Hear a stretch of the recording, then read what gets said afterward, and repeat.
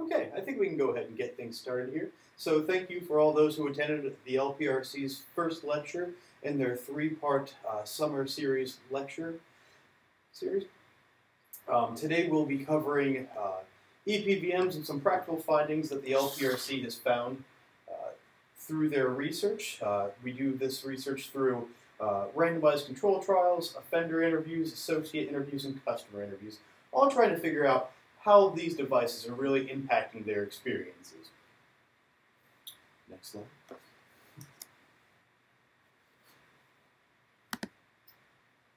So I believe that everyone is seeing the screen that I have up currently. This will be covering the presentation that I'll be doing today.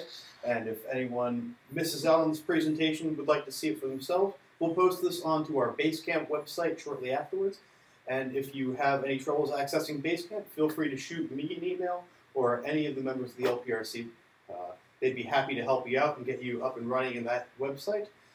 So the purpose of today's presentation is really meant to provide insight on how these ePVMs are really affecting the customer. And we look at this through a few different lenses. We look at it through the lens of the customer, the associate, and the shoplifter.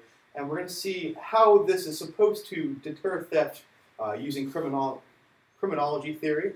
And we also try to evaluate the financial impact of these ePVMs through randomized control trials where we use to generate a return on investment.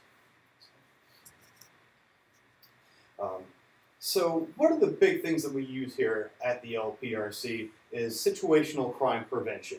And we have a few different tools that we like to use while trying to deter potential thieves. So we like to make their theft either too difficult, too risky, or not worth it. And there's a whole bunch of different ways that we can go about doing this. But for today's presentation, we'll be focusing mainly on the first two, of making the theft more difficult and more risky through the use of ePVMs. So one of the big things that we think here at the LPRC is we use the see-get fear model. We have to have the potential shoplifter be aware that there's something in their way from stealing the item that they want. So we need to accomplish getting their attention by deploying deterrent cues. So we can have flashing lights on the monitor. We can have signage in the area saying, hey, this is a monitored area because these are high-risk products. And we need to convince the shoplifter that there's a clear and present danger presented to them if they try to steal the item. So in this case, the ePVM makes it harder and riskier because it gives the shoplifter the information that they are being recorded and that their image is mirrored on the display. So once we have their attention, we have to make sure that they get or recognize the device as an asset protection measure. Now, there are plenty of people out there who can look at that, realize, you know what, that has my image, it's monitoring what I'm doing. I'm pretty sure it's there for an asset, to protect these items. However, some people are completely off base. I've found that fairly frequently in the makeup aisles, when people see an ePVM, they'll find that as a mirror for them to look at products or see how the product will look on themselves. We've also had people identify ePVMs as a method of identifying lost children. So while there is a lot of people who are understanding this, there's also some people that can't quite get it through their head that this is actually meant to monitor an area for theft. So we need to enhance this get idea by giving them signage. We need to let them know that there's monitoring in progress, and that will really help drive the message home. And one of the most important parts here when we look at our see-get fear model is, of course, the fear aspect. We need to make sure that this generates enough of a concern to get a response out of the potential shoplifter. So they have to be aware that, hey, I'm on camera here. If I steal something, that's going to nab me. There's also cameras everywhere else. And you know what? There might be something protecting a pack of razor blades, and this is just too much. I don't want to steal this here. I don't want to steal this now.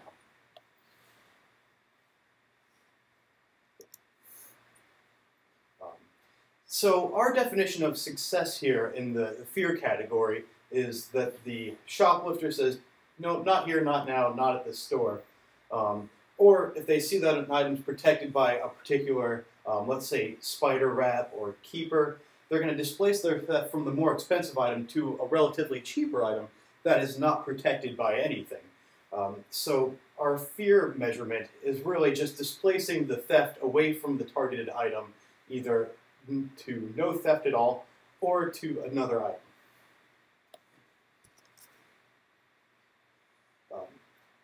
So when we're looking at our secant fear model, we need to find better ways to have them see it, better ways to make them get it, and better ways to deter them from stealing. So some of the things that we've looked at in the past to increase awareness is to use emotive images. So things like a hand being in a handcuff for theft. Reed always likes the using the venomous snake, something that we're all fine-tuned to perceive and recognize as a clear and present danger. That's also relevant when you're trying to get somebody to be afraid of something as well, is giving something that they've been afraid of in the past, as what most people are afraid of, venomous snake. And they have to recognize this as something that's going to get them. And they're primed and ready to perceive this item or perceive this asset protection technology and then not take anything. So we need to get their attention, and we want to make sure they can pretty easily see it. So a lot of people these days are focusing on their phones, have their heads down, or making their way through the store, not really witnessing the world around them, especially if they know what they're in there to get, they know where it is. They don't really need to bother looking at every single thing in the aisles or in the store. So we have to make sure that even if their attention is down, there might be a hanging sign off an ePVM that'll slowly draw their attention up to realize, oh, hey, there's an item that's monitoring me. And then once they see the asset protection measure, it has to be credible. There's a lot of, over time we've seen that CCTV dome cameras at the top of the ceiling, which initially were doing a great job in preventing theft, are now losing its credibility. A lot of the shoplifters will look at it and realize, that's all the way up there, they can't get a great shot of my face, or, there's a camera up there, but there's nobody in the back room monitoring it, or, there's a camera up there, I'm just going to move to another area where there's no cameras. So we need to keep reinventing how we're trying to deter shoplifters, to always keep them on their toes, because they're a very clever bunch, and they will find a way. If they want an item, they will find a way to get it out of the store. And just a little side video here. Camera pointing down to something that they think that it's just put there, just as like a top, to make it safety, but it shows direct evidence. So here, that was one of the almost 100 shoplifters that I've interviewed so far, and he is basically reinforcing the fact that the camera's up there, there might not be anything behind them, but that camera that is down in head level, showing the aisle, showing you in the aisle, is a very real thing.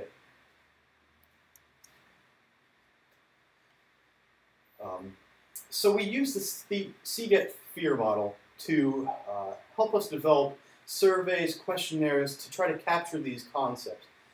So we want to see the secant fear model in offenders and customers. We don't necessarily want the customer to fear any device. We want them to be as comfortable as humanly possible within the store-built environment.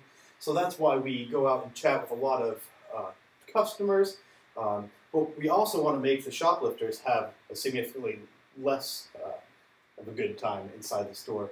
So we employ these asset protection measures to let them know that, hey, this item's protected. Hey, this area is protected. You shouldn't be stealing, not here, not now. So we try to get the offender in a fairly natural setting. While we interview shoppers, we try to be a little bit more deliberate. A lot of the shoppers may not notice asset protection measures, but we want to get a measure for, if they were to notice it, how does this affect their shopping behavior? Does it deter them away from the item that we just want to protect from shoplifters and, not from the actual shopper? We've seen a lot of problems with this in video games aisle, electronics, anything where an item has to be locked up behind glass. We've seen that sales usually take a pretty hard hit. So while you do have decreased theft, you also have decreased sales, which really does not drive a return on investment if you're losing sales because the customer now has to go find an associate to unlock this glass. And for the associates, we look at how asset protection devices affect their workday. We know that the operations people are always concerned about the associates and the amount of time they spend doing other things other than serving customers, stocking shelves. So if they had to spend an exorbitant amount of time trying to put on a new asset protection measure, that may take more time away from what their normal jobs are to make the asset protection measure worth it. Let's see. And with shoppers, we're always concerned for, from the retail perspective, we need to make sure that they're not being turned away from the store because of how the LP department's acting. And of course, the LP department is most focused on the shoplifter and trying to deter them. So we need to find a way to marry these three perspectives from the operations standpoint, the retailing standpoint, and from the shoplifting LP standpoint, and really give a good evaluation of these asset protection measures. So a standard method that we direct shoplifters into an area, we're trying to put them in a fairly natural setting, although they're fully aware that we are kind of evaluating them for what they're noticing in the area, if they understand it, if it's a credible threat. So we'll send them into an area with an item that they're supposed to either grab or consider in an area. So we'll send them to the area, they'll go in there, look at the item, look at their surroundings, try to get a feel for whether or not they would actually steal the item that they were sent there for, and then have them come back to us. So now that they're away from the aisle, we start asking them what interventions they saw in the area, and if they understood how those interventions are supposed to work to deter theft. And finally, the big part that we look at is this a credible enough threat to deter you from trying to steal the item that we sent you to get? Finally, we call on their expertise, let's say expertise for some of them, to figure out how we can make these more noticeable, how these asset protection measures easier to understand, and how we can make them appear to be a more credible threat.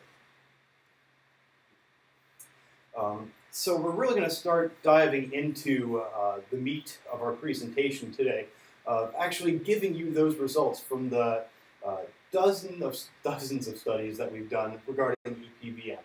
And like I said before, we chat with everyone that can be affected by them and try to figure out what's going on with these devices. In general, we chatted with associates in 3 different studies trying to find their perspective on the ePVM. And for the most part, associates are very supportive. They thought that the ePVMs are very easy to use and it's very low impact on their workday.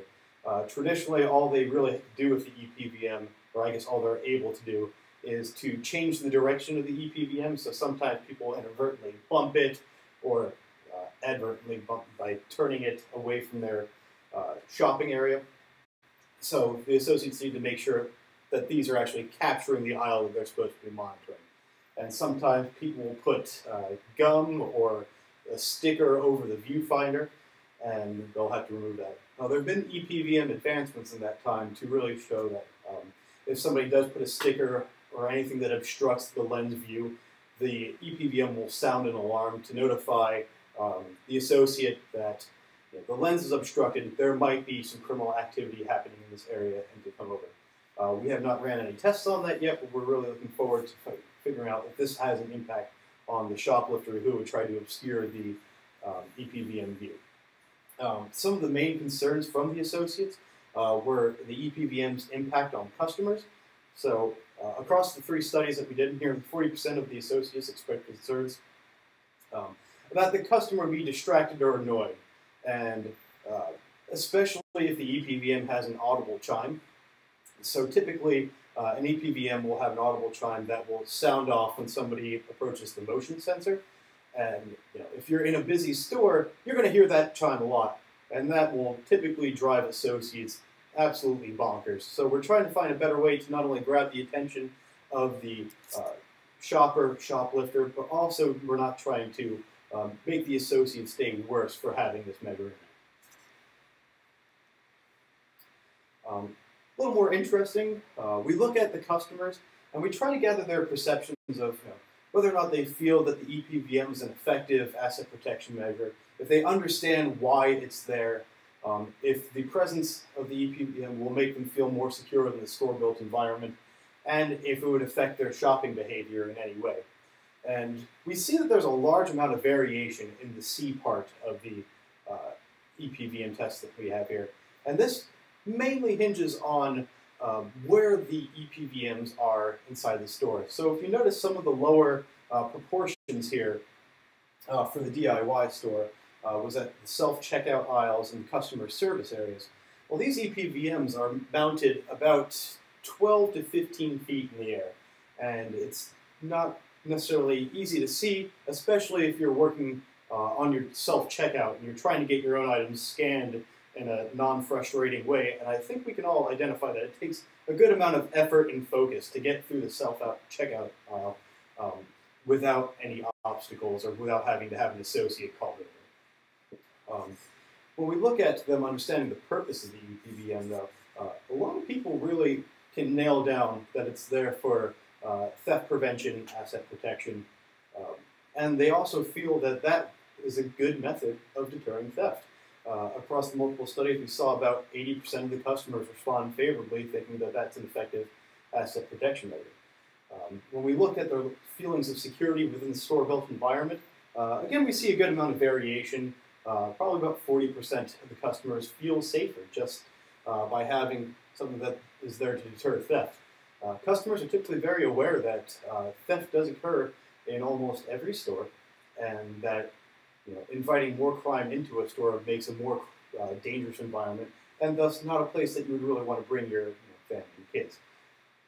So when we ask the big question is, will this affect your shopping habits? Or would you still buy a product with this ePVM in the area? And the majority, overall studies, I believe it's hitting at about 93%, said that it wouldn't change their shopping habits at all.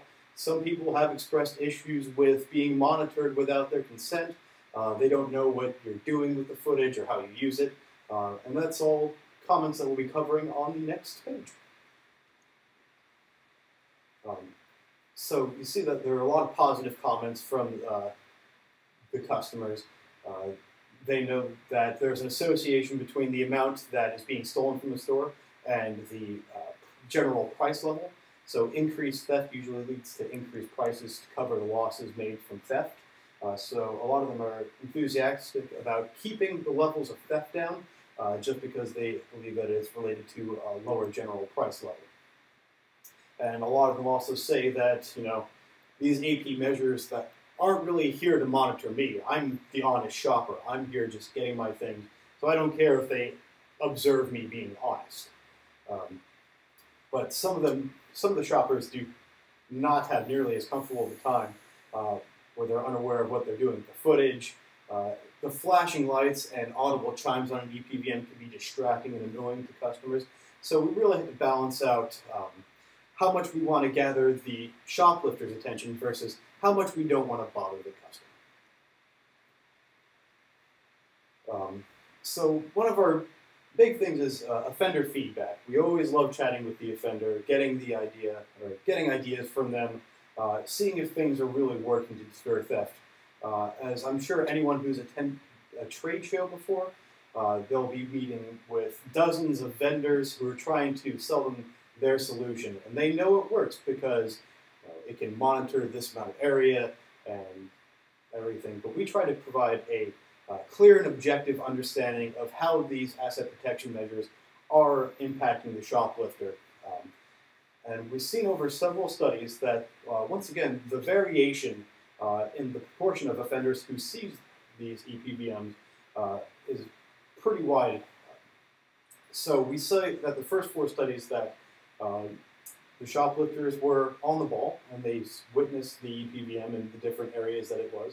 And in the 5th study, we see that the C8 portion of our survey drops pretty severely down to 42%.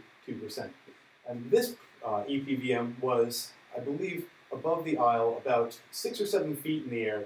So when people went in to look at the crest white strips and razor blades that we were looking at, they didn't really notice the ePVM up here. However, when we sent them into the other areas, there was one in the entryway.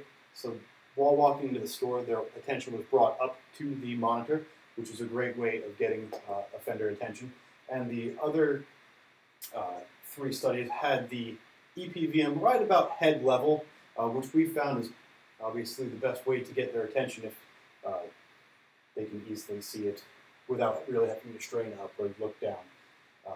Across all the studies, offenders were on the ball. They understood that it was there to monitor people, to prevent people from stealing something, and that it made the overall theft harder and riskier because they were on camera.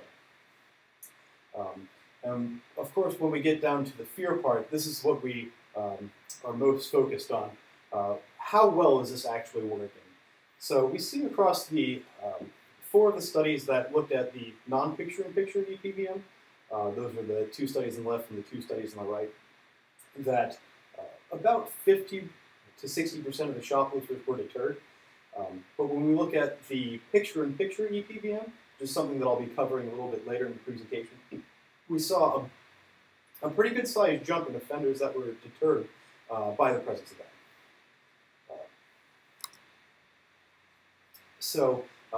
Like I was saying before, we always call on the offender's expertise to give us suggestions on how we can make these things more noticeable, more understandable, and a more credible threat to potential shoplifter.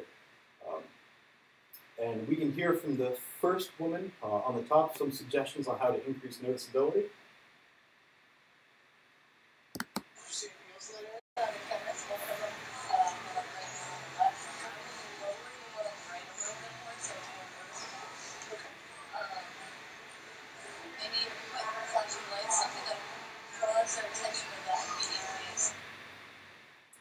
So you saw there the offender suggested a flashing light, which is something that we've done in the past. She was in an experiment where we were looking to try to find the optimal combination of height, flashing lights, audible chimes, color contrast of the ePVM to the general surroundings. We're trying to find the best way that we could draw somebody's attention to that without really having to modify the overall ePVM. Adding a sign is always helpful, not only in the noticeability department, but also in the understanding and being a more credible threat as well. Some people see the ePVMs and think that it's just a camera that doesn't have any memory to it. So it's just only mirroring what you're doing in that aisle, but it doesn't have the capability to capture that information. And a lot of people, or several offenders, said that the staticness of the ePVM made it a very easy asset protection measure to defeat. So where they can select an item in front of the ePVM and then either move out of its view, bring the item below the camera level, and the second clip here kind of explains that.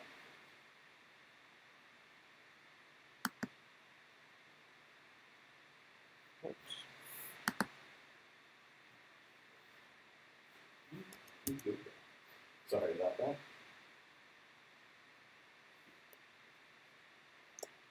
It's not a clip, it's just a picture. All right.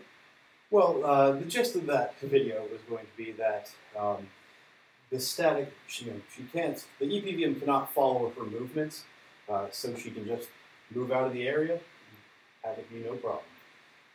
Also, offenders made mention that they need some assurance that somebody's monitoring the ePVM footage or the area that they're in for it to be a more credible threat, which really got our wheels turning, thinking that we need to artificially put in a security guard in the area to make the ePVM appear to be a more credible threat. So when we look at the next page, we saw that the preliminary results for the picture-in-picture ePVM were very good. I have 2 clips here at the bottom of a female offender. You want to click that? Saw that monitor was in general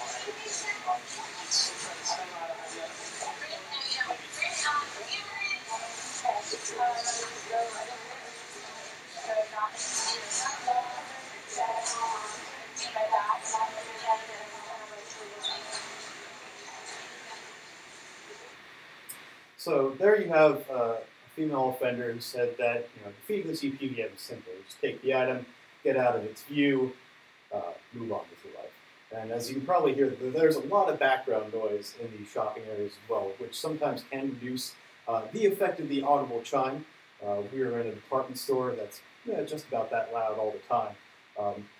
So to make this ePVM a more credible threat to the shoplifter, we decided to add a picture-in-picture function to it where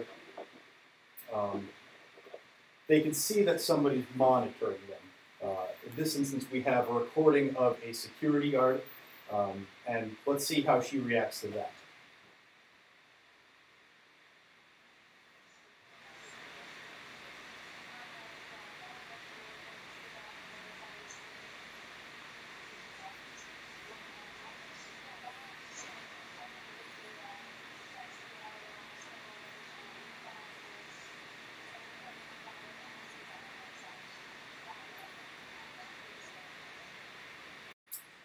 So we saw that the presence of an actual person does a lot more to deter the offender than the ePVM alone. So we're interested in this. We're starting our research on this to really dive deeper and interviewing customers to see how they feel about the picture-in-picture ePVM. And right now, results appear that shoppers are moderately more bothered by the picture-in-picture aspect of it. But once again, we have over 93% of the respondents, of the 40 respondents that we interviewed, indicate that this wouldn't affect their shopping behavior in any way.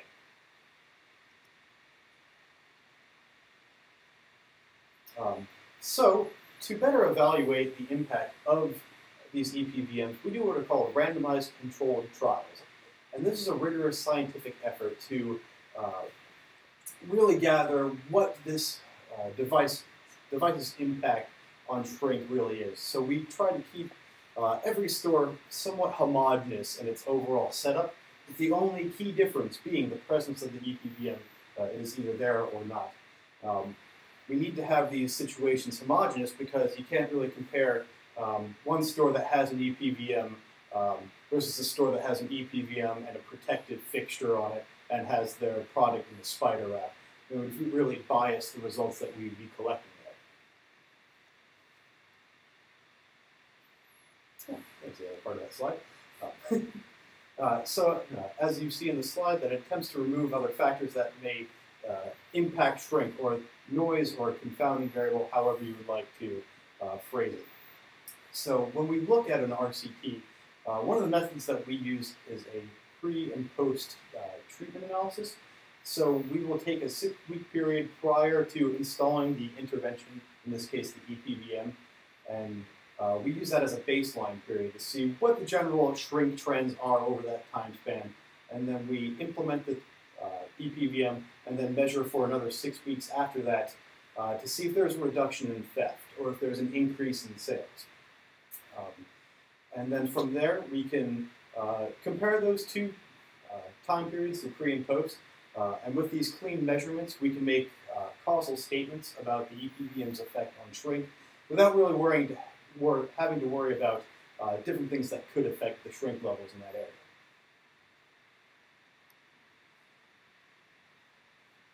Okay. Move on to that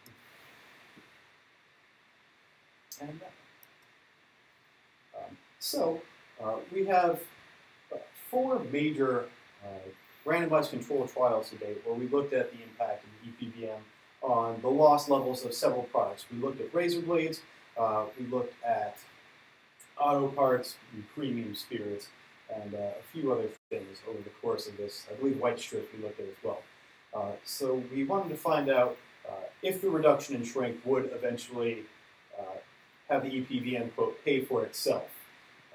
So we looked at the reduction in shrink over multiple RCTs and found out that products that are in the area of an ePVM, their shrink levels on average went down about 33%.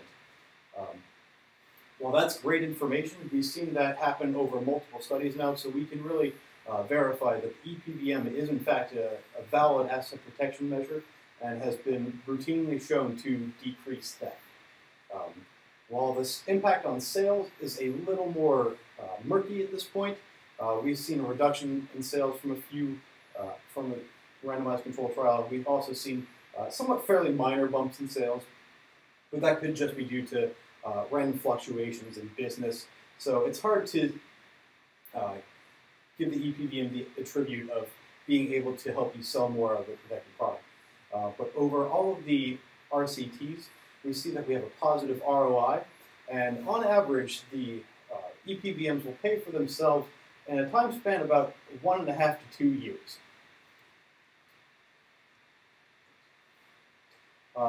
So from here, kind of left with next steps on how we plan on evaluating ePVMs in the future.